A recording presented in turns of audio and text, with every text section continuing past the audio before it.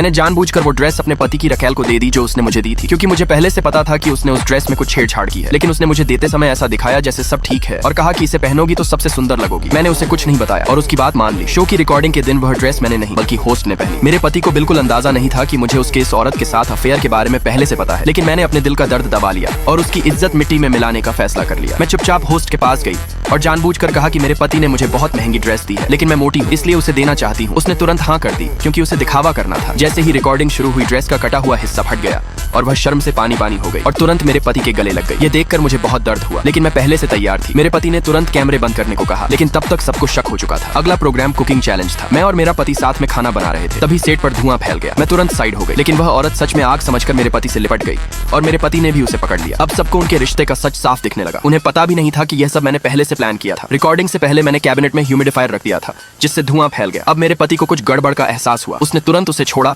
और मेरे पास आकर माफी मांगने लगा। उसने वो लव लेटर भी निकाला जो उसने मुझे लिखा था। मैं बाहर से भावुक होने का नाटक कर रही थी, लेकिन अंदर से बिल्कुल नहीं। मैं पहले ही वकील से संपर्क कर चुकी थी और सारे सबूत और प्रॉपर्टी सेव कर चुकी थी। अगले दिन शो में वह औरत पेट दर्द का बहाना बनाकर मेरे पति को अस्पताल ले गई। वहाँ पता चला कि वह प्रेग्नेंट है। वह अभी भी सपना देख रही थी कि मेरी जगह अमीर बीवी बनेगी, लेकिन उसे यह नहीं पता था कि मेरे पति की पूरी कंपनी जब्त होकर नीलाम हो चुकी है और उनके अफेयर का स्कैंडल पूरे इंटरनेट पर फैल चुका है।